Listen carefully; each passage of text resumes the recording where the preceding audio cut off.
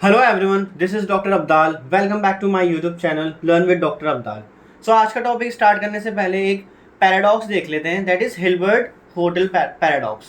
सो इसमें क्या है paradox? Imagine a hotel with an infinite number of rooms and every room is occupied.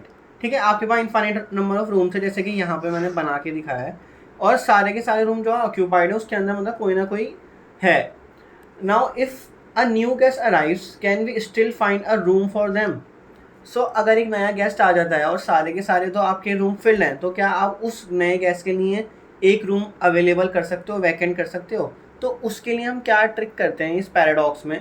आपको ऐसा लगेगा कि सारे के सारे तो रूम फिल्ड है, तो हमें नए बंदे को कैसे जगह देंगे? अब इसमें हम इस तरह से पैटर्न बनाते हैं कि जो फर्स्ट वाला है रूम, उसमें जो भी गेस्ट है उसको हम सेकंड वाले रूम में शिफ्ट कर देंगे, और जो सेकंड वाले रूम में है गेस्ट उसको हम थर्ड वाले रूम में शिफ्ट कर देंगे। इसी तरह जो थर्ड रूम में उसको फोर्थ में, इसी तरह सो ऑन हम शिफ्ट करते चले जाएंगे। तो इस शिफ्ट का जो प्रोसेस है ये इनफाइनेटली आगे की तरफ चलता रहेगा, ये रुकेगा नहीं। तो हमारा जो फर्स्ट रूम था वो तो खाली हो गया ना, तो जो न्यू गेस्ट आया है वो कहाँ चला जाएगा? वो फर्स्ट रूम में चला जाएगा। इस तरह से उसके लिए रूम अवेलेबल हो जाएगा। तो ये था पैराडॉक्स जब फाइनाइट गेस्ट आए। अब आपके पास जब इनफाइनाइट नंबर ऑफ गेस्ट आ जाएं, जैसे कि यहाँ लिखा है what if an infinite number of guest arrive at once.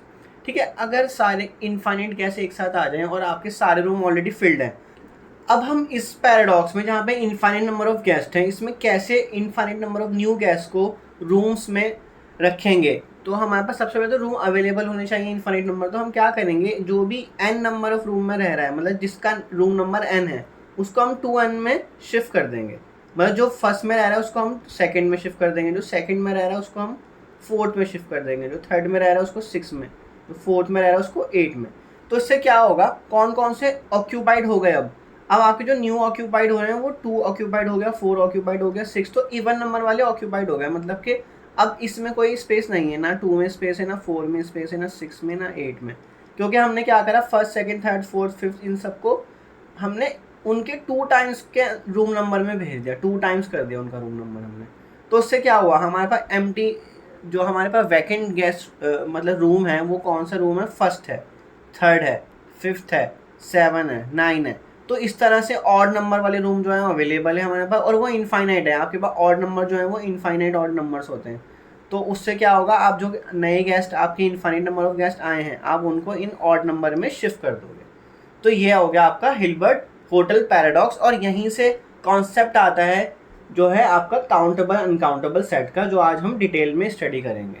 तो काउंटेबिलिटी को पढ़ने से पहले हमें एक चीज़ सीखनी पड़ेगी, वो है इक्विवेलेंट सेट की डेफिनेशन। तो 2 सेट्स जो है वो इक्विवेलेंट कब होंगे? आप इक्विवेलेंट रिलेशन तो पढ़ के आए हो, अब ये इक्विवेलेंट सेट की बात हो रही है। तो आपके पास 2 सेट हैं ए एंड बी, तो वो इक्विवेलेंट कब होंगे? जब उन दोनों के बीच में एक 1-to-1 and on to function होगा, मतलब एक बाइजेक्शन फंक्शन होगा उन दोनों के बीच में। तो वो दोनों सेट क्या हो जाएंगे? इक्विवेलेंट। और उनको सिंबॉलिकली हम ऐसे लिखते हैं कि ए इज इक्विवेलेंट टू बी। ठीक है, मतलब कि एक फंक्शन एग्जिस्ट करेगा ए टू बी, और वो फंक्शन क्या होगा? वो फंक्शन 1-to-1 भी होगा और ऑन टू भी होगा। और ज़रूरी नहीं ए टू बी हो सकता है आपके पास बी टू ए भी हो जाए, कुछ भी हो सकता है। क्योंकि अगर जो फंक्शन 1-to-1 होता है वो ऑन टू भी तो होता है ना। तो आप अगर F A to B exist करे तो F inverse B to A exist करेगा, तो वहाँ पे भी हो जाएगा। तो जी क्या होगा आपका? 1-to-1 and on to. तो किसी भी साइड में एग्जिस्ट कर सकता है, B to A to B, वो फ़र्क नहीं पड़ता। बस उन दोनों के बीच में आप ये वर्डिंग यूज़ कर लो, between A and B there exist a 1-to-1 onto function. तो वो दोनों साइड इक्विवेलेंट हो जाएंगे। अगर 2 साइड इक्विवेलेंट है तो नेक्स्ट डेफिनेशन क्या है? If A and B are equivalent then उनकी कार्डिनलिटी सेम हो जाएगी। तो इसको हम बहुत ज़्यादा यूज़ करेंगे आगे अपने, जो हम इंपॉर्टेंट सेट्स को प्रूव करने जाएंगे कि वो काउंटेबल होंगे या अनकाउंटेबल होंगे। तो उसके लिए हम ये डेफिनेशन यूज़ करेंगे। तो अगर 2 साइड इक्विवेलेंट है, मतलब उनके बीच में 1-to-1 onto function exist करता है, तो हम बोलेंगे कि उन दोनों सेट की कार्डिनलिटी सेम है। उसके बाद नेक्स्ट आ जाता है आपका काउंटेबल इनफाइनाइट सेट। तो काउंटेबल इनफाइनाइट सेट को डिन्यूमरेबल सेट भी बोलते हैं। तो ये मैं आपको क्यों बता रहा हूँ, क्योंकि काउंटेबल सेट की जो डेफिनेशन होती है ना, उसमें 2 पार्ट आ जाते हैं। उसमें कोई भी काउंटेबल सेट जो होता है वो या तो फाइनाइट हो सकता है या फिर काउंटेबल इनफाइनाइट हो सकता है। वो 2 तरह का होता है। अगर हमने एक वर्ड यूज़ करा, सिर्फ और सिर्फ काउंटेबल वर्ड यूज़ कर रहे हैं, तो काउंटेबल का मतलब आप ये समझोगे उसको आगे हमेशा कि वो या तो फाइनाइट होगा या काउंटेबल इनफाइनाइट होगा। तो काउंटेबल इनफाइनाइट की डेफिनेशन क्या है? A set A is countable infinite if it is equivalent to N. इसका मतलब जितने एन में एलिमेंट्स है अगर उतने ही ए में है, मतलब ए अगर एन के इक्विवेलेंट हो जाए, आप दोनों साइड से लिख सकते हो, एन ए के या ए एन के, एक ही बात है। इसका मतलब दोनों के बीच में एक बाइजेक्शन एग्जिस्ट करेगा, one to one onto function exist करेगा उन दोनों के बीच में, या तो एन टू ए या फिर ए टू एन, कुछ भी लिख सकते हो, दोनों चीज़ें सही हैं। आप अगर एग्जाम में डेफिनेशन लिख के आओगे तो जरूरी नहीं एन टू ए ही लिखो, आप ए टू एन भी लिख सकते हो। तो उन दोनों के बीच में अगर एक one to one onto function exist करे तो वो सेट क्या हो जाएगा, काउंटेबल इनफाइनाइट। तो काउंटेबल इनफाइनाइट मतलब एन के इक्विवेलेंट होगा। अगर आप किसी भी सेट को, किसी भी सेट, मान लो आपके पास बी सेट है, अगर आप बोलोगे वो काउंटेबल इनफाइनाइट है तो वो नेचुरल नंबर्स के साथ इक्विवेलेंट होगा। फिर काउंटेबल सेट की डेफिनेशन आ जाती है। काउंटेबल सेट क्या होता है, या तो वो फाइनाइट होगा या वो काउंटेबल इनफाइनाइट होगा। ठीक है, जब भी आप बोलोगे a set is countable, it means either it is finite और इट इज काउंटेबल इनफाइनाइट।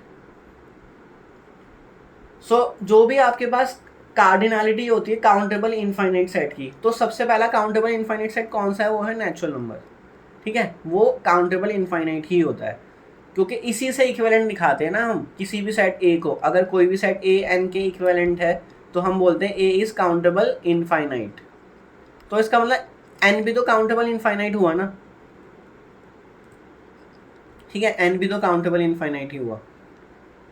तो इसकी जो कार्डिनलिटी होती है, मतलब एन की जो कार्डिनलिटी होती है किसी भी, या फिर किसी भी सेट जिसकी कार्डिनलिटी एन की इक्विवेलेंट है, तो उसको हम किससे दिखाते हैं, उसको हम अलिफ नॉट से दिखाते हैं। जो एन नॉट करके यहाँ लिखा है इसको हम अलिफ नॉट बोलते हैं। स्टाइलिश एन जो होता है आपका, ये एक हेब्रू अल्फ़ाबेट का फर्स्ट लेटर होता है, उसको हम बोलते हैं अलिफ नॉट। यहाँ पे लिखा भी है देखो, अलिफ नॉट। तो मतलब कि काउंटेबल इनफाइनाइट सेट की कार्डिनलिटी को डिनोट करने के लिए हम इस अल्फ़ाबेट का यूज़ करते हैं, अलिफ नॉट का।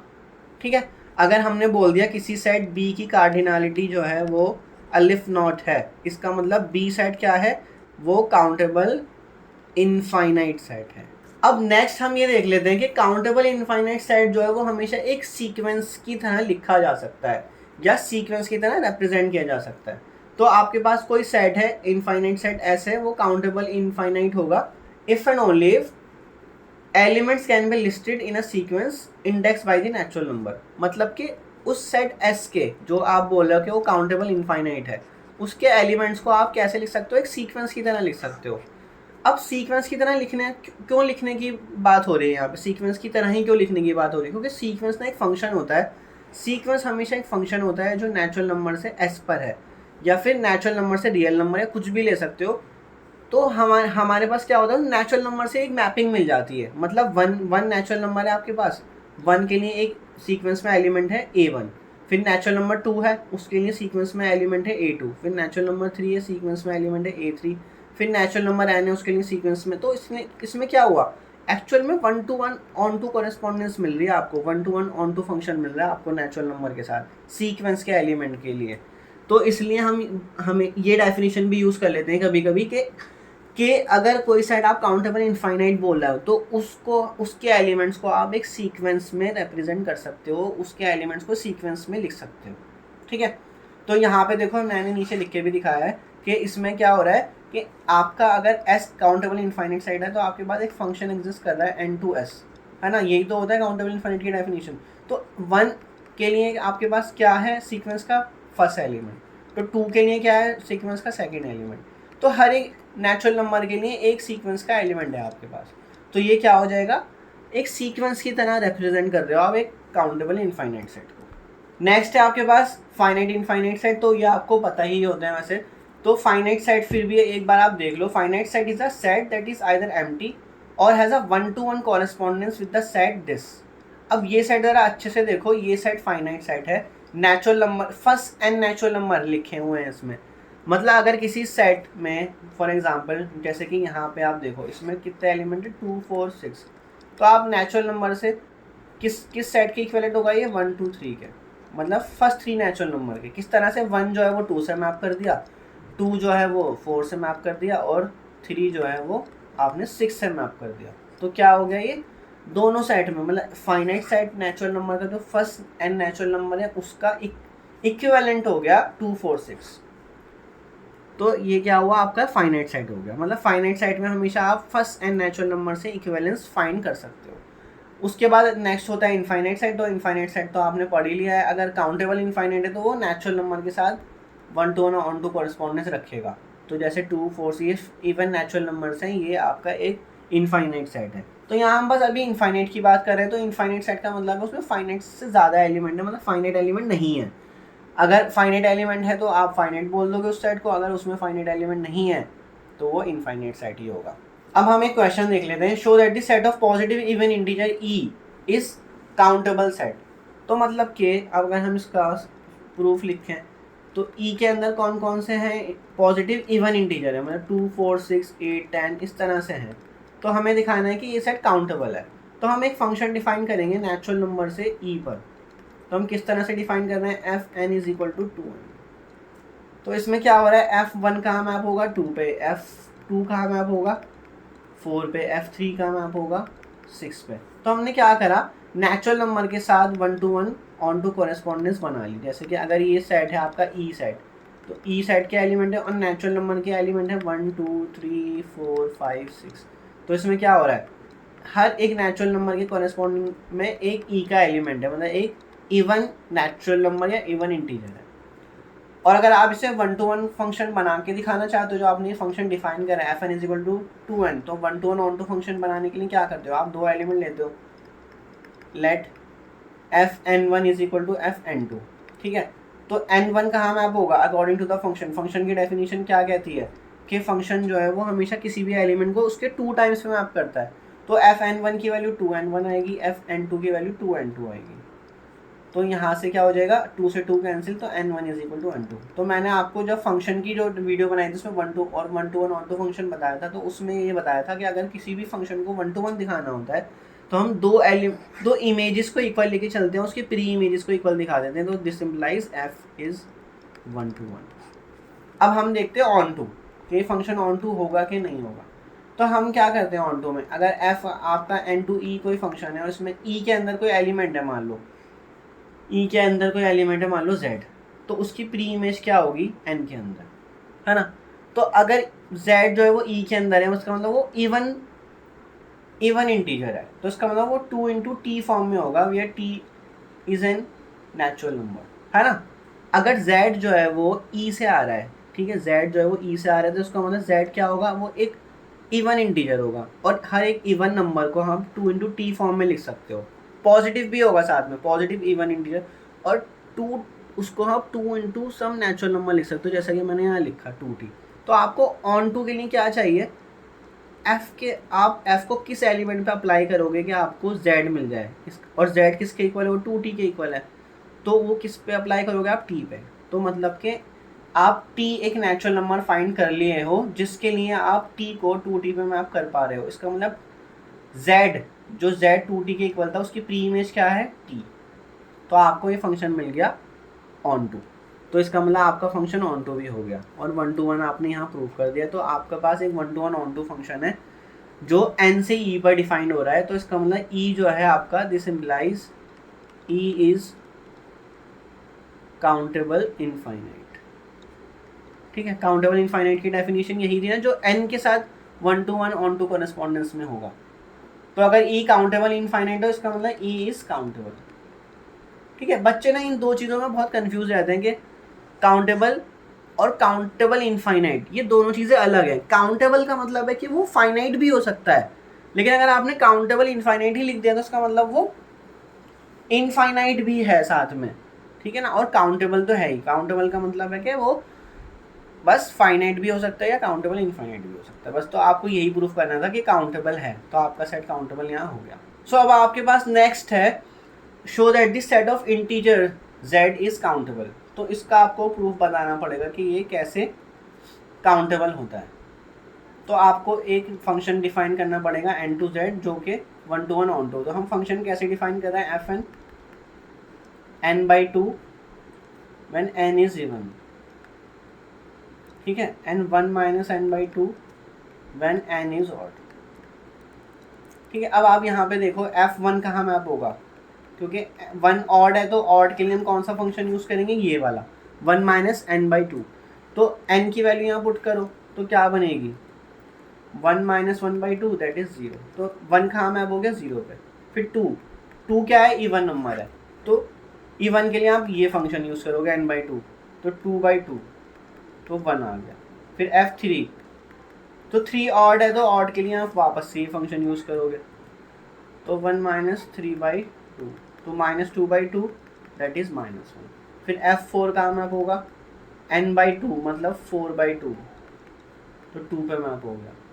तो इस तरह से आप देखो 0 गया, फिर 1, फिर -1, फिर 2, फिर नेक्स्ट क्या आएगा f5, तो 1 माइनस 5/2 तो ये क्या बनेगा -4/2 तो ये क्या बना -2।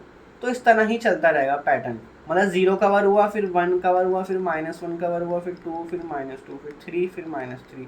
इस तरह से सारे नेचुरल नंबर के लिए हमने इंटीजर्स को मैप कर दिया। और अगर आपको इसको 1 to 1 ऑन टू प्रूफ करना हो तो यहाँ पे आप क्या है तो ऐसे लिख के भी दिखा सकते हो कि 1 जो है वो 0 से मैप हुआ, फिर 2 जो है वो 1 से मैप हो रहा है, यहाँ पे मतलब z लिख दो, यहाँ पे n लिख दो, इस तरह से करके लिख दोगे तो ये भी एक आपका प्रूफ बन गया। 3 किससे मैप हो रहा है -1 से, फिर 4 किससे मैप हो रहा है 2 से, एंड 5 किससे मैप हो रहा है -2 से, एंड 6 3 से, एंड 7 -3 से, एंड सो ऑन। इस तरह से ये आपका 1 to 1 ऑन टू कॉरेस्पॉन्डेंस मिल गई। इसका मतलब आपका z जो है वो क्या है काउंटेबल इनफाइनाइट सेट है, इसका मतलब वो काउंटेबल सेट है। बट अगर आपको फंक्शन f को 1 to 1 ऑन टू दिखाना तो आप वो भी दिखा सकते हो। तो कैसे दिखाओगे, तो हम पहले 1 to 1 की बात कर लेते हैं। ये f जो है वो आपका f इज़ 1 to 1। तो इसमें अब केसेस बनेंगे, अगर आप केसेस बनाना चाहो, अगर आप fn is equal to fm लेके चल रहे हो तो इसमें क्या होता है, इसमें दिखाना होता है कि n is equal to m आ जाएगा अगर f 1 to 1 फंक्शन है। अब n और m पे भी तो रेस्ट्रिक्शन है, n कहाँ से, n और m कहाँ से आ रहे हो नेचुरल नंबर से आ रहे हैं, बट दोनों के लिए अलग फंक्शन डिफाइन है। अगर n इवन है तो अलग फंक्शन डिफाइन है, और n ऑड है तो अलग फंक्शन डिफाइन है। तो इसमें 3 केसेस बनेंगे, या तो n m और m में से कोई सा भी इवन ऑड है, ठीक है। तो विदाउट लॉस ऑफ जनरलिटी हम मान लेते हैं either one of n and m is odd और इवन, ठीक है। दोनों में से कोई सा एक ऑड है तो इवन है, तो हम मान लेते हैं let n is odd without loss of generality. हम मान लेते हैं विदाउट लॉस ऑफ जनरलिटी, मतलब कि हमारी जनरलिटी पे कोई लॉस नहीं हो रहा है। जो आप यहाँ पे मान रहे हो कि दोनों में से कोई एक ऑड है और एक इवन है, तो हमने मान लिया let n is even and m is odd. तो इससे क्या हो जाएगा, देखो अगर n की वैल्यू इवन है तो इवन होने की वजह से वो n/2, तो fn हमेशा क्या होगा वो पॉजिटिव होगा। और जब m ऑड है तो ऑड होने की वजह से वो हमेशा, देखो ऑड कहाँ मैप हो रहा है, आप एक चीज़ यहाँ पे नोट करो, 1 को छोड़ दो, 1 0 पे मैप हो रहा था, यहाँ पे 1 0 पे मैप हो रहा था, और 3 किस पे मैप हो रहा है, 3 भी नेगेटिव पे मैप हो रहा है, 3 यहाँ पे -1 पे मैप हो रहा है, 5 -2 पे मैप हो रहा है, 7 -3 पे मैप हो रहा है। तो इसमें सारे के सारे जो आपके ऑड नेचुरल नंबर्स हैं वो कहाँ मैप हो रहे हैं, वो नेगेटिव्स पे मैप हो रहे हैं या 0 पे। तो इसकी वैल्यू हमेशा क्या आएगी, fn तो हमेशा पॉजिटिव रहा, तो बट m क्योंकि ऑड है आपका तो ये लेस देन इक्वल टू 0 आएगा। सो इसका मतलब ये हुआ कि fn कभी भी fm के इक्वल नहीं होगा अगर n और m में से एक ऑड हो और एक इवन हो, ठीक है। और n और m भी तो आपका यहाँ पे इवन और ऑड है, दोनों अलग ही तो होंगे यहाँ पे भी, तो यहाँ पे उनकी इमेजेस जो है वो डिफरेंट ही आ रही हैं। अगर n और m अलग हैं, मतलब उन दोनों की वैल्यू अगर डिफरेंट है, n is not equal to m है, क्योंकि एक इनमें से इवन है एक ऑड है, एक या तो n आपने इवन लिया है और m ऑड लिया है, तो क्या हो रहा है यहाँ से fn is not equal to fm ही आ रहा है यहाँ से। तो मतलब वो अलग अलग पॉइंट पे मैप हो रहे हैं, वो ऐसा नहीं है कि दोनों के दोनों फंक्शन जो है n और m को एक ही पॉइंट पे मैप कर रहा है, ऐसा नहीं हो रहा, उनकी इमेजेस भी डिफरेंट आ रही हैं।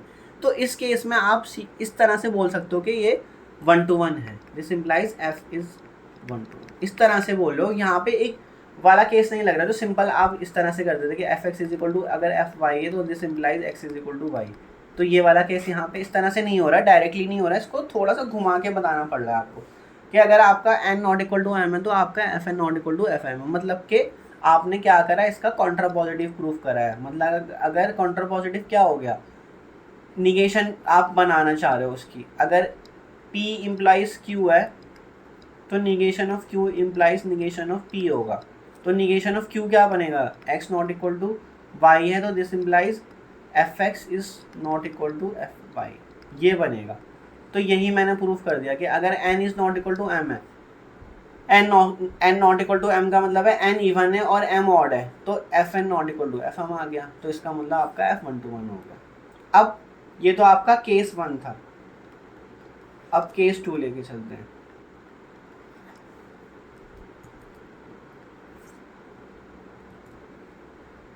तो m and n both even, तो ये वाला आप केस इजी हो जाएगा अगर दोनों के दोनों इवन है। तो let fm is equal to fn है, 1 to 1 के लिए ये तो करते हैं। अगर m और n दोनों इवन है तो fm कहाँ मैप होगा, m/2 पे, क्योंकि फंक्शन क्या करता है, फंक्शन जो है अगर जब भी n की वैल्यू इवन है तो उसको n/2 पे मैप करता है। तो यहाँ से क्या आ जाएगा, m/2 और n/2, तो 2 से 2 कैंसिल, तो m is equal to n, तो दिस इम्प्लाइज f इज 1 तो इस केस में भी 1 to 1 हो गया। तो case 3, m and n both odd, तो इस केस में लेट कर लेते हैं fm is equal to fn। तो जब भी डोमेन की वैल्यू ऑड होगी, अगर n ऑड है तो कहाँ मैप होता है, फंक्शन उसको कहाँ मैप करता है, 1 माइनस n/2 पे मैप करता है। तो ये कहाँ मैप हो जाएगा, fm कहाँ मैप होगा, 1 माइनस m/2 पे, और n कहाँ मैप होगा, 1 माइनस n/2 पे। तो 2 से 2 कैंसिल हो गया, तो 1 माइनस m और 1 माइनस n हो गया, तो 1 से 1 कैंसिल हो गया, तो minus m is equal to minus n, और माइनस से माइनस कैंसिल, तो m is equal to n हो गया। तो this implies f is 1 to 1।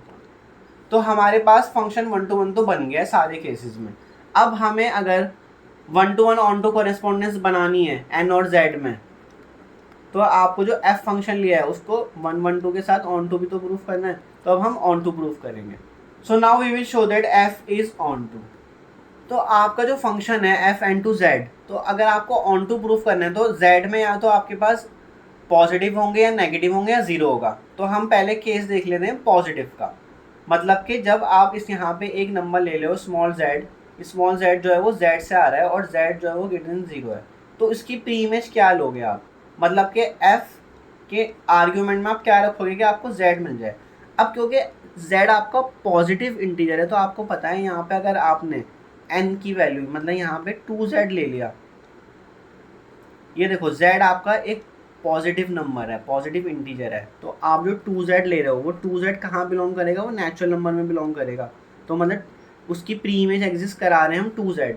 तो according to the function f के आर्ग्यूमेंट में जब भी कोई इवन नंबर होता है तो वो f उसको कहाँ मैप करता है, उसको 2z/2 पे मैप कर देता है ना। यही तो डेफिनेशन है f की। अगर f कोई सा भी n इवन नंबर लेते हो तो उसको वो n/2 कर देता है। तो मैंने यहाँ पे भी तो इसको n/2 ही करा है, 2z को 2z/2 पे मैप कर दिया, और 2z/2 क्या बना, z। तो आपका फंक्शन z की प्री इमेज क्या मिली, z की प्री इमेज आपको 2z मिल गई। तो इस केस में ये ऑन टू हो गया। तो this implies f is onto. इस केस में जब z आपने एक नंबर यहाँ पे लिया था जो पॉजिटिव था, अब मैं f(n)(z) जो आपका फंक्शन है, तो यहाँ पे z के अंदर एक z ले रहा हूँ स्मॉल z, जो कि लेस देन इक्वल टू 0 है, मतलब 0 भी हो सकता है और आपका नेगेटिव भी हो सकता है। तो इस केस में हमने क्या करा था, देखो जब भी आपका यहाँ पे नेगेटिव नंबर आ रहे हैं, 0 आ रहे हैं, तो n आपके ऑड होना चाहिए। तो ऑड होने के लिए मैं अब इसकी प्री इमेज क्या लूँगा,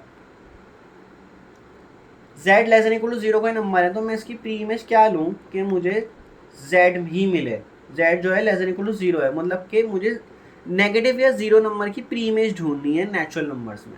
तो अगर मैं यहाँ पे देखो 1 माइनस 2z ले लूँ तो क्या होगा, अकॉर्डिंग टू द फंक्शन अगर z less than equal to 0 है तो 1 माइनस 2z की वैल्यू क्या बनेगी, सबसे पहले -2z क्या बनेगा, एक इवन नंबर बनेगा, क्योंकि z जो है वो नेगेटिव है और -2 से मल्टीप्लाई में उसको कर रहा हूँ, तो वो एक इवन नंबर बना और उसमें 1 ऐड हो रहा है, तो वो क्या बनेगा, ऑड नंबर। तो ये एक ऑड नंबर है, इतना ध्यान रखो। तो 1 माइनस 2z क्या है, एक ऑड नंबर है। तो ऑड नंबर को मैं कहाँ मैप करूँगा according to the function? Odd number हमेशा कहाँ मैप होता है? एन अगर ऑड है, यहाँ पे एन अगर ऑड है तो वो 1 माइनस एन बाई 2 पे मैप होता है। तो अकॉर्डिंग टू द फंक्शन ये मैप कहाँ होगा? 1 माइनस, मतलब एफ एन को कहाँ मैप करता है? अगर एन की वैल्यू ऑड है 1 माइनस एन बाई 2 पे, एन की वैल्यू अगर ऑड है, और मैं प्रूफ कर चुका हूँ कि 1 माइनस 2z ऑड है, तो 1 माइनस 2z बाई 2 पे मैप होगा ये। तो इसकी वैल्यू क्या बनेगी? 1 से 1 कैंसिल, तो 2z बाई 2 बनेगा, और 2 से 2 कैंसिल, तो ये z बन जाएगा। तो इसी तरह हमने z की प्री इमेज ढूंढ ली। तो z जो था आपका कोई less than equal to 0 number था, तो उसकी प्री इमेज क्या है? 1 माइनस 2z है। और 1 माइनस 2z क्या है? 1 माइनस 2z एक ऑड नेचुरल नंबर है, तो नेचुरल नंबर में उसकी प्री इमेज हमें मिल गई। तो इस केस में भी हमारा f क्या हो गया? Is on. तो ये थोड़ा सा प्रूफ घूम जाता है इसका, अगर आप डिटेल में बिल्कुल इसको प्रूफ करना चाहो। अदरवाइज आप इसको इस तरह से मैपिंग दिखा के भी प्रूफ कर सकते हो कि ये 1 to 1 ऑन टू फंक्शन है। आपने बस इतना बता देना है कि ये फंक्शन लिखा, उसके बाद ये थोड़ी सी कैलकुलेशन करके दिखा दी, और उसके बाद ये दिखा दिया देखो नेचुरल नंबर के साथ z का 1 to 1 कॉरेस्पॉन्डेंस मिल रहा है। अदरवाइज आप f को 1 to 1 बना के दिखाओ 3 केसेस के लिए, और f को ऑन टू बना के दिखाओ 2 केसेस के लिए। 2 केसेस क्या लिए? जब आपका z एक बार पॉजिटिव है और एक बार z less than equal to 0 है। तो जब z पॉजिटिव था तो उसकी प्री इमेज क्या मिली थी? 2z मिली थी, और जब z less than equal to 0 था तो उसकी प्री इमेज क्या मिली है? उसकी प्री इमेज मिली है 1 माइनस 2z। ठीक है, तो इस तरह से आपका फंक्शन 1 to 1 ऑन टू हो गया। इसका मतलब n और z के अंदर 1 to 1 ऑन टू कॉरेस्पॉन्डेंस है, इसका मतलब z आपका काउंटेबल है। अगर वो n के साथ मतलब इसका मतलब ये हो गया कि n और z इक्विवेलेंट हो गए। इसका मतलब क्या हो गया? z जो है वो काउंटेबल इनफाइनाइट हो गया। तो अगर z काउंटेबल इनफाइनाइट है तो z क्या हो जाएगा? z is countable. ठीक है, अब नेक्स्ट हमारे पास क्वेश्चन है, show that countable union of countable set is countable. तो इसका प्रूफ देख लेते हैं क्या बनेगा। मतलब कि आपके पास AI सेट्स हैं, AI इज काउंटेबल सेट। ठीक है, तो अगर इसको आप इनफाइनाइट मानोगे तो ज़्यादा बड़ा केस बनेगा। हम वही केस कवर करने जा रहे हैं for each i, for i belong to natural number, हर एक नेचुरल नंबर के लिए। तो आपको क्या प्रूफ करना है? Countable union. तो ये काउंटेबल यूनियन है, मतलब कि आप उन सारे सेट का यूनियन कर रहे हो AI का। AI क्या है? वो अपने आप में एक काउंटेबल सेट है, तो ये भी क्या आएगा? इस काउंटेबल। तो आपको ये दिखाना है। ठीक है, तो अब हम क्या कर रहे हैं, अगर AI काउंटेबल सेट है तो हम उसका मतलब उसको एक सीक्वेंस में लिख सकते हैं। तो AI को मैं एक सीक्वेंस में लिखने जा रहा हूँ, मतलब कि मैं A1 से स्टार्ट करता हूँ। चलो, क्योंकि हमने अभी डेफिनेशन पढ़ी थी, अगर कोई भी सेट काउंटेबल है तो उसको आप एक सीक्वेंस में लिख सकते हो। तो सीक्वेंस में लिखते हैं A11, A12, A13, A14। तो ये एक सीक्वेंस ही तो बन गई। यहाँ पे 1 2 3 4 नेचुरल नंबर से 1 to 1 ऑन टू कॉरेस्पॉन्डेंस इसकी आ रही है। ठीक है, इसी तरह मैं A2 को लिख सकता हूँ। तो मैं A21 2 फिक्स कर दिया, A22, A23, A24 and so on. इसी तरह A3, A4 and up to AI तक मैं सारे उसके बाद सारे लिख सकता हूँ। तो ये क्या बनेगा? AI का जो एलिमेंट्स होगा वो first element AI1, AI2, AI3 and so on. तो इस तरह तक तो आप लिख के दिखा सकते हो। अब हमें दिखाना है कि इन सारे सेट का A1, A2, A3, AI and उसके बाद भी जितने सेट हैं AI+1 एंड सो ऑन, जितने भी सेट बने उन सबका यूनियन भी एक काउंटेबल सेट बनेगा। तो काउंटेबल सेट बनाने के लिए हम क्या कर रहे हैं? हमने एक मैट्रिक्स बना ली इन सारे की एलिमेंट्स की, A11, A12, A13, A14 and so on. फिर इसी तरह जो दूसरा सेट था A2, A21, मतलब ये मैट्रिक्स की दो एलिमेंट है, तो हमने उस सीक्वेंस से एक मैट्रिक्स बना ली। फिर A31, A32, A33, A34 and so on, A41, A42, A43, A44 and so on. अब आपने क्या करना है? कौन से एलिमेंट इसमें से उठाने हैं? इसमें मेन टास्क आपका यही आ जाता है। तो आपको फोकस करना है इन डायगोनल्स पे। ये फर्स्ट डायगोनल मान के चलो, फिर इसके बाद जिनके सफिक्स मतलब इनके सफिक्स का सम जो है वो सेम आएगा। तो देखो अगर आप ये वाला डायगोनल देखो तो इनमें सफिक्स का सम सेम आएगा। A21 और A12 का जो सफिक्स का सम है वो 3 है, तो हमने इनको साथ में क्लब कर लिया। उसके बाद ये वाले देखो A31 A22 A13, तो इनमें सफिक्स क्या है, इसका सम 4 है, 22 का सम 4 है, 13 का भी सम 4 है। तो जिनमें भी सफिक्स का सम सेम आ रहा है हमने उनको एक साथ क्लब कर लिया। ठीक है, सो our main focus is on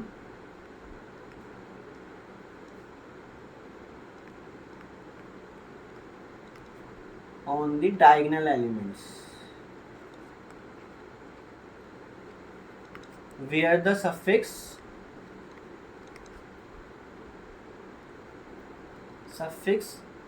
I plus j is equal to k।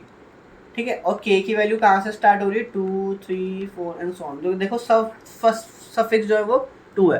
तो आप देखो हर एक डायगोनल में एक पैटर्न बन के आ रहा है जो आपका k इज इक्वल टू 2 है, मतलब जब सफिक्स का सम 2 है।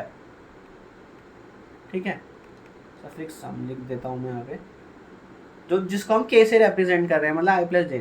तो उसके लिए आपको कितने नेचुरल नंबर चाहिए, 1, मतलब ये इसमें एक ही तो एलिमेंट है, उसके लिए आपको एक नेचुरल नंबर चाहिए। देन जब सफिक्स का सम आपका 3 है तो उसके लिए कितने नेचुरल नंबर चाहिए, 2 नेचुरल नंबर चाहिए। फिर जब आपका सफिक्स का सम 4 है तो कितने नेचुरल नंबर चाहिए, 3, मतलब एक कम चाहिए। अब 4 डायगोनल में कितने हैं, जब सफिक्स का सम 5 है, देखो 4 प्लस 1 3 प्लस 2 2 प्लस 3 1 प्लस 4, तो इनमें सफिक्स का सम 5 है। तो आपको कितने नेचुरल नंबर चाहिए इसको मैप करने के लिए, 4। तो इसमें 1 to 1 ऑन टू कॉरेस्पॉन्डेंस कैसे बन के आ रही है, ये वाला एलिमेंट फर्स्ट नेचुरल नंबर से होगा, फिर बाकी के जो नेक्स्ट 2 एलिमेंट हैं वो नेक्स्ट 2 नेचुरल नंबर से मैप हो जाएंगे, फिर उसके बाद जो 3 नेक्स्ट एलिमेंट्स आएंगे वो नेक्स्ट 3 नेचुरल नंबर से मैप हो जाएंगे। तो आपके पास हर एक एलिमेंट के लिए अगर मैं कोई से भी एलिमेंट पे हाथ रखता हूँ, फॉर एग्जांपल अगर मैंने इस पे हाथ रखा, तो आपको पता है डायगोनल के बिहेवियर से कि कितने डायगोनल्स में कितने एलिमेंट्स कवर हो रहे हैं, उनका सफिक्स का सम क्या है। अगर ये वाला जो है इसका सम 7 आ रहा है तो इसका मतलब वो किस नेचुरल नंबर में मैप होगा वो आप यहाँ से आइडिया निकाल लोगे आपको, क्योंकि सफिक्स का सम 7 आ रहा है। ठीक है, तो उसका मतलब उसके डायगोनल में कितने एलिमेंट्स होंगे, उसके डायगोनल में 6 एलिमेंट्स होंगे।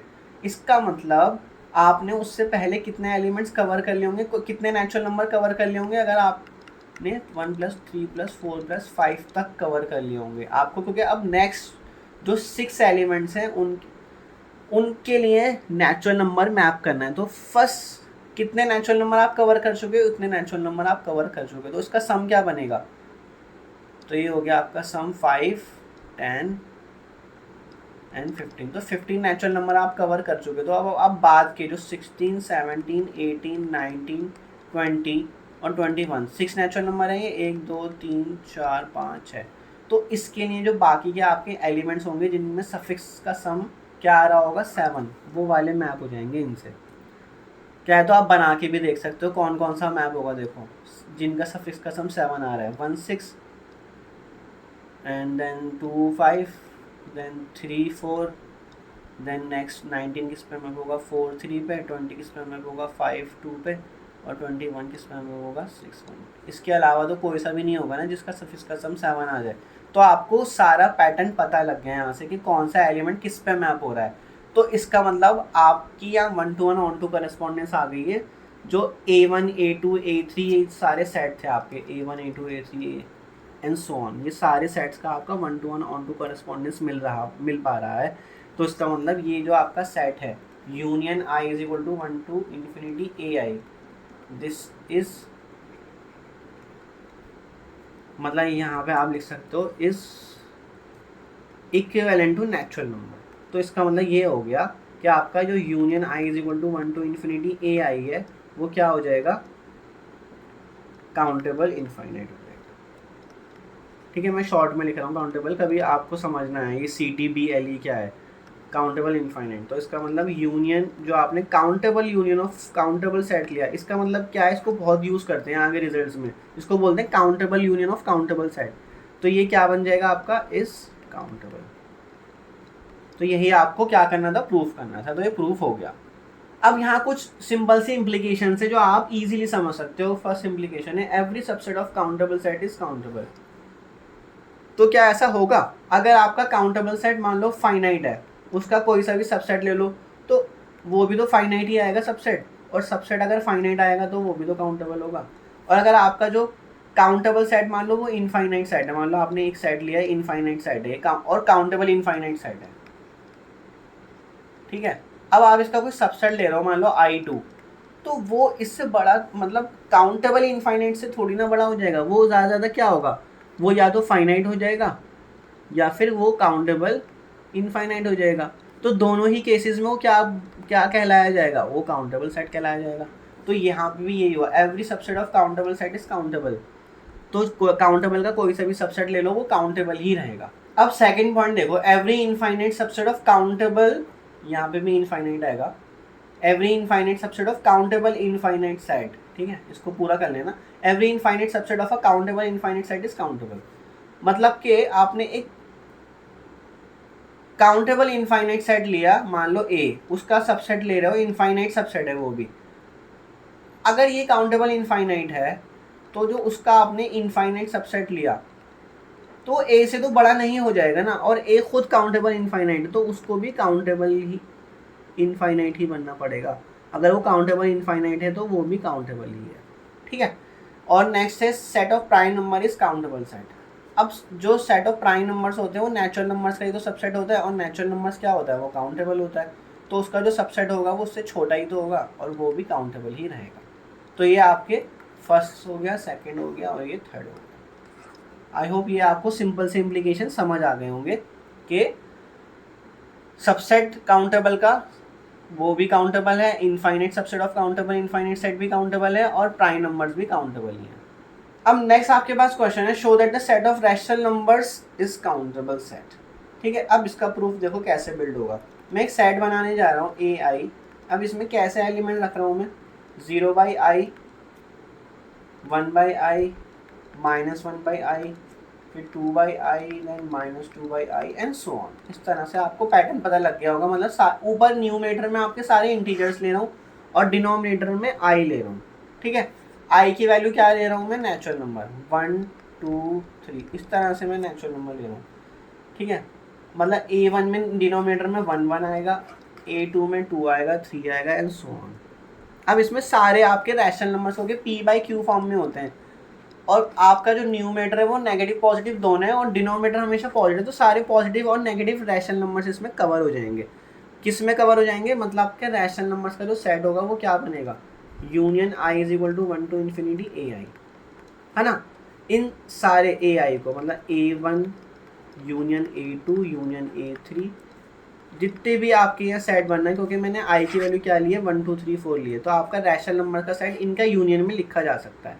अब यहाँ पे सारे के सारे A1 A2 A3 AN ये किसके इक्विवेलेंट है, ये नेचुरल नंबर्स के इक्विवेलेंट है। क्यों है, अब मैं बताता हूँ आपको। अब AI में कितने एलिमेंट्स हैं, AI में एलिमेंट आप सिंपल देख सकते हो, न्यूमरेटर में कितने एलिमेंट्स हैं, न्यूमरेटर में 0 1 -1 2 -2 3 -3, तो मतलब ये Z के इक्विवेलेंट हो गए ना सेट, क्योंकि Z से 1 to 1 ऑन टू करेस्पॉन्डेंस आ रही है। क्लियरली आप इस तरह से इसका प्रूफ बना सकते हो, clearly AI is equivalent to Z and Z जो है वो नेचुरल नंबर्स के इक्विवेलेंट होता है। हम प्रूफ कर चुके हैं दोनों काउंटेबल इनफाइनाइट होते हैं, तो इसका मतलब AI जो है वो नेचुरल नंबर्स के इक्विवेलेंट हो गया। इसका मतलब AI क्या हो गया, वो काउंटेबल सेट हो गया। तो आपका जो Q बन रहा है, so this implies Q which is equal to countable union of countable set. तो आपका जो Q है वो एक्चुअल में countable union of countable set हो रहा है वो।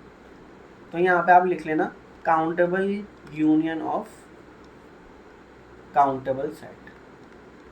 काउंटेबल यूनियन हम क्यों बोलते हैं, देखो यहाँ पे जो यूनियन बना है ना वो भी एक्चुअल में नेचुरल नंबर पर ही है आपका, तो इसलिए इसको काउंटेबल यूनियन बोलते हैं, क्योंकि नेचुरल नंबर है आपके काउंटेबल सेट, तो इसलिए इसको काउंटेबल यूनियन बोल दिया। और next countable union of countable set, तो काउंटेबल सेट कौन सा है, AI काउंटेबल सेट है, तो countable union of countable set इसको बोला जाता है। तो ये क्या हो गया, पिछले वाले रिजल्ट से जो हमने अभी पीछे रिजल्ट प्रूफ करा था, countable union of countable set जो है वो काउंटेबल ही होता है। तो this implies Q is countable, ठीक है। तो इस तरह से ये सेट ऑफ नेचुरल नंबर्स जो है वो काउंटेबल सेट बन जाएगा। तो अगर आपको ये प्रूव करने के लिए आ जाए कि रैशनल नंबर्स का सेट जो है वो काउंटेबल होता है, तो आपको क्या करना पड़ेगा, आप इतना भी प्रूफ दे दोगे वैसे तो इनफ है। और अगर आपने इसमें पीछे ये वाला जो ये वाला था इसका भी प्रूफ दे दो, अगर वो डिपेंड करता है नंबर्स कितने, अगर बड़े नंबर में आता है क्वेश्चन एग्जाम में, लाइक 12 नंबर में आ गया, तो उसमें फिर आपको इसका भी प्रूफ देना चाहिए मेरे हिसाब से। इसका भी प्रूफ दोगे तो कि इसमें तो कुछ भी नहीं है, इसमें तो 4 लाइनों में प्रूफ खत्म हो गया, मेन वही प्रूफ है। अब नेक्स्ट है आपके पास set of positive rational numbers is countable, मतलब आपने क्यू प्लस की बात कर रहे हो, उसमें सारे पॉजिटिव रैशनल नंबर आएंगे। अब ये सबसेट किसका होगा, ये रैशनल्स का ही तो होगा। और मैंने अभी आपको सिंपल सी इम्प्लीकेशन दिखाई दी, अगर कोई आपका काउंटेबल सेट है, ठीक है, उसका आप सबसेट ले रहे हो तो वो भी क्या होगा, काउंटेबल ही रहेगा, वो काउंटेबल से बड़ा नहीं हो सकता कभी भी। तो यहाँ पे सिंपली प्रूव हो गया। तो अगर आपको ये बड़े नंबर में आ जाता है show that positive rational number is countable, तो उसके लिए आप क्या शो करोगे, आप सबसे पहले ये शो करना कि Q इज काउंटेबल। तो सबसे पहले इसका प्रूफ दोगे आप Q, और ये मैं आपको पिछले वाली स्लाइड में दे चुका हूँ, उसका प्रूफ दोगे। तो उसके बाद आप फर्स्ट इतना सा लिख के बता दोगे कि अगर आप किसी का काउंटेबल का सबसेट लेते हो तो वो भी काउंटेबल होता है। तो इस तरह से Q प्लस भी काउंटेबल हो जाएगा। अब नेक्स्ट आप ये देखो, show that the cartesian product of two countable set is countable. इसका मतलब है let A and B be two countable set, ठीक है। मतलब क्या, अगर A और B काउंटेबल सेट है तो हमें क्या प्रूव करना है, we have to show that A cross B, ये होता है कार्टेशियन प्रोडक्ट, इज काउंटेबल। आपको ये चीज प्रूव करनी है कि A क्रॉस B भी काउंटेबल होगा। तो हम एक फंक्शन डिफाइन करते हैं। फंक्शन हम कैसे बना रहे हैं, देखो, सिंगलटन x क्रॉस b से b पर, ठीक है। किस तरह से बनेगा ये function, singleton x cross b का मतलब है x आपका ये, और देखो ऑर्डर पेयर होता है, ऑर्डर पेयर में आपका यहाँ का जो सेट है ना वो सिंगलटन सेट है एक, वो तो इसका मतलब वो एलिमेंट फिक्स हो गया, और b के एलिमेंट वेरी करते रहेंगे, मतलब y जो है वो b से वेरी करता रहेगा। अब ये मैपिंग कैसे डिफाइन करो, x, y को कहाँ मैप कर रहा है, y पे। तो ये हमने एक मैपिंग डिफाइन करी है। तो हम इस मैपिंग को क्या प्रूफ करने जाएंगे, ये जो है 1 to 1 ऑन टू मैपिंग है। हम दोनों इक्विवेलेंट प्रूफ करने जा रहे हैं, किसको, सिंगलटन x क्रॉस b जो है वो इक्विवेलेंट है b के, ठीक है। मतलब ये पूरा सेट जो है इक्विवेलेंट है b सेट के, ये हम प्रूफ करने जा रहे हैं। तो सबसे पहले तो देखो, ये जो फंक्शन है आपका f function is well defined function है। वेल डिफाइंड क्यों है, वेल डिफाइंड का मतलब क्या होता है, वेल डिफाइंड का मतलब ये होता है कि अगर आप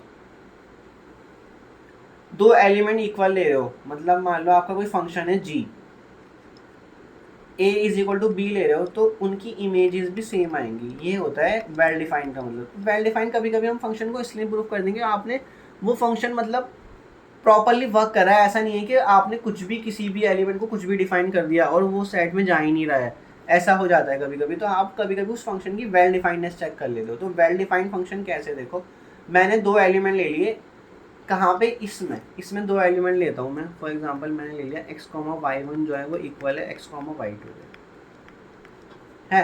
तो अगर x, ये दो ऑर्डर पेयर आपस में इक्वल हैं तो x तो दोनों में फिक्स है, तो इसका मतलब y1 y2 के इक्वल होगा।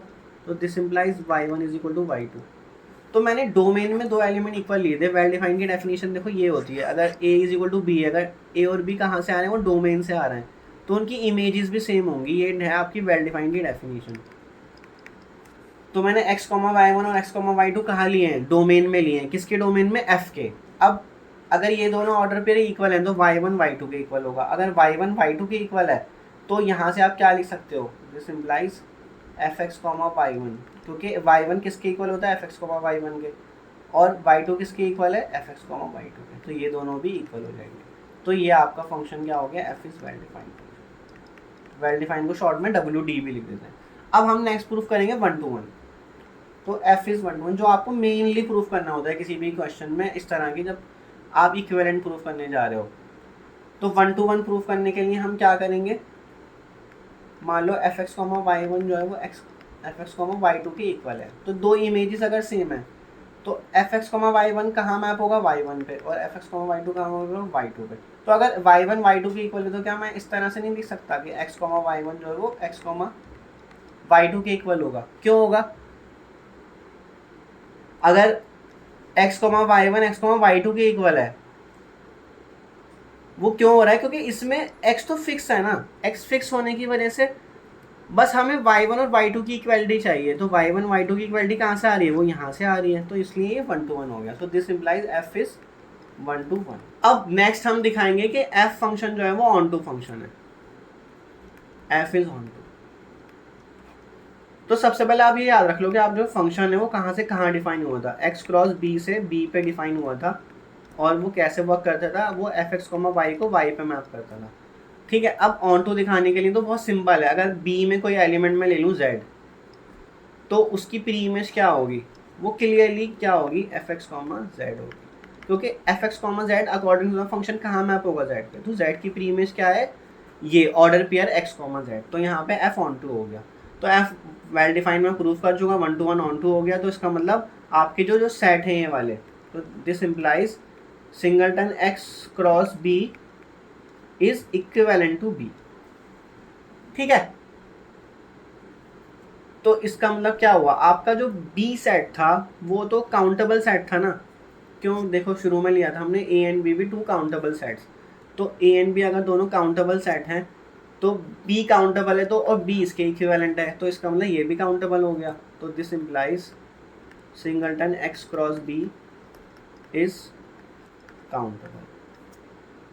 सो अगर मैं इनका यूनियन ले लूँ, union over x belong to a, singleton x cross b का, तो ये किसके इक्वल होगा, अब क्योंकि ये इस पे ही यूनियन इस पे वैरी कर रहा है सिर्फ, मतलब अगर ये पूरा एक सेट है आपका सिंगलटन x क्रॉस b, एक सेट है पूरा, इसको एक सेट मानो, कार्टेशियन प्रोडक्ट में लिखा है लेकिन एक सेट मानो, इसमें x a पे वैरी कर रहा है, तो इसमें यूनियन जो है वो इसके साथ जुड़ जाएगा, x belong to a singleton x cross फिर क्रॉस b। अब यूनियन आपका x बिलोंग टू a है, और a खुद काउंटेबल सेट है, a आपको स्टार्टिंग में काउंटेबल सेट गिवन है, और आप यूनियन करते चले जा रहे हो किस पे, a के एलिमेंट पर, तो ये क्या बन जाएगा, ये पूरा जो सेट है ये बन जाएगा a। मतलब कि ना आप क्या कर रहे हो मैं बताता हूँ, आप सिंगलटन x का यूनियन सिंगलटन, मतलब a के एलिमेंट आ रहा है यहाँ पे, a का एलिमेंट मान लो x1 है, a का एलिमेंट x2 है, a का एलिमेंट x3 है, a का एलिमेंट x4 है, इन सब का आप यूनियन करते चले जा रहे हो, तो ये क्या बनेगा, ये पूरा सेट a ही तो बन जाएगा, क्योंकि आप बार बार यहाँ से a का एलिमेंट ले रहे हो और उसको सिंगलटन के साथ यूनियन करते चले जा रहे हो, तो ये a बन जाएगा पूरा, तो ये बन जाएगा a क्रॉस b। तो आपका a क्रॉस b एक्चुअल में क्या है, a क्रॉस b आपका ये है, और ये क्या है, ये एक्चुअल में क्या है, countable union of countable set. देखो फिर से वही बात आ गई, countable union of countable set आ गया। So since union x belong to a singleton x cross b is countable union of countable set, so this implies a cross b is countable। और यही आपको प्रूफ करना था कि ये Cartesian product of 2 countable set जो है वो काउंटेबल होता है, तो हमने उसको एक मैथमेटिकल फॉर्म दे दी थी कि हमने दो सेट ले लिए जो काउंटेबल, तो उनका कार्टेशियन प्रोडक्ट भी काउंटेबल होगा। अब नेक्स्ट क्वेश्चन देखो, show that the cartesian product of finite number of countable sets is countable. इसका मतलब है हमें क्या दिखाना है, let a1 a2 an be countable set, तो हमें दिखाना है we have to show that a1 cross a2 cross up to an, और यहाँ n में गिरते को 2 लेके चल रहा हूँ, क्यों लेके चल रहा हूँ, क्योंकि एटलीस्ट 2 का तो कार्टेशियन प्रोडक्ट होना ही चाहिए, तो n के वैल्यू 2 लूँगा तो ये यहाँ तक सीमित हो जाएगा, अगर n के वैल्यू 3 लूँगा तो 3 का कार्टेशियन प्रोडक्ट हो जाएगा, n के वैल्यू 4 लूँगा तो 4 सेट का कार्टेशियन प्रोडक्ट हो जाएगा। तो मुझे ये शो करना है कि ये जो है n is greater to 2 is countable set. ठीक है, तो ये मैथमेटिकल इंडक्शन लगता है इस तरह के क्वेश्चन में। देखो n की वैल्यू जो मिनिमम है यहाँ पे, n की वैल्यू स्टार्ट कहाँ से हो रही है, 2 से हो रही है, तो अगर मैं 2 लेके चलूँ n की वैल्यू 2, तो आपका ये जो स्टेटमेंट है इसको, इस स्टेटमेंट को मैं मान लेता हूँ pn स्टेटमेंट, तो p2 जो है वो ट्रू होगा कि नहीं होगा, p2 इज काउंटेबल और नॉट, p2 इज काउंटेबल होगा, वाई, क्योंकि p2 क्या बनेगा, वो बनेगा a1 क्रॉस a2, और अभी हम पिछले वाली स्लाइड में प्रूव करके आएंगे दो सेट का, अगर दोनों सेट काउंटेबल हैं तो उनका कार्टेशियन प्रोडक्ट भी काउंटेबल होगा। ठीक है, तो दिस इज काउंटेबल। तो starting n is equal to 2 की वैल्यू के लिए ट्रू हो गया। तो अज्यूम करेंगे n is equal to k के लिए, assume P K is true. P K is true का मतलब है that is a1 cross a2 up to सोन ak इज काउंटेबल। ये हमने अज्यूम कर लिया। अब हम यहाँ पे शो क्या करेंगे, we will show that P K plus one is true. यही तो होती है मैथमेटिकल इंडक्शन। इसकी मैं अलग से भी एक वीडियो बना दूंगा, वो वाली वीडियो देखकर ये देखोगे तो और अच्छे से समझ आएगा। तो हम ये प्रूफ करने जा रहे हैं कि पी के प्लस वन जो है वो ट्रू होगा। इसका मतलब हमें प्रूफ करना है, we will show that a1 cross a2 up to ak and ak plus one is countable. हमें ये चीज़ प्रूफ करनी है कि ये काउंटेबल होगी। तो अब ये देखो काउंटेबल कैसे होगी। हमने ऑलरेडी ये बोला हुआ है कि इतना जो पार्ट है ये काउंटेबल है, क्योंकि हमने अज्यूम करा है, अज्यूम वाले पार्ट में आ गया। तो इस सेट को b मान लो। तो ये सेट किसके इक्वल बना, ये पूरा का पूरा ये किसके इक्वल बना, b cross ak plus one. अब ये एक्चुअल में क्या बन गया, cartesian product of two countable set. तो वो ऑलरेडी हम प्रूफ कर चुके हैं। So this is the cartesian product of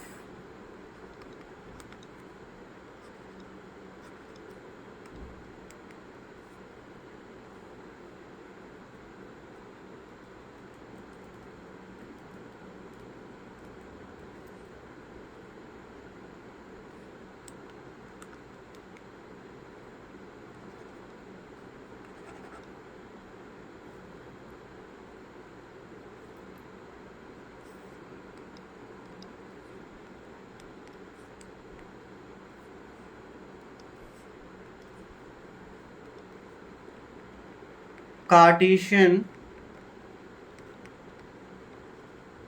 product of two countable set which is countable, which is. तो ये रीजन आ गया इसका पूरा का पूरा। So this implies P K plus one is true. That is a1 cross a2 ए के plus one, जो कि किसके इक्वल है, b इंटू ए के प्लस वन के, इज काउंटेबल। तो यही तो आपको प्रूफ करना था। तो अगर आपका n इज इक्वल टू 2 के लिए प्रूव हो गया, मतलब जो इनिशियल वैल्यू है आपकी, जो इनिशियल वैल्यू है उसके लिए प्रूव हो गया। फिर आपने k के लिए अज्यूम करा और k प्लस वन के लिए प्रूव कर दिया। तो इसका मतलब ये हो जाता है कि वो हर एक नेचुरल नंबर के लिए हो जाएगा। तो इसका मतलब this implies P N is true,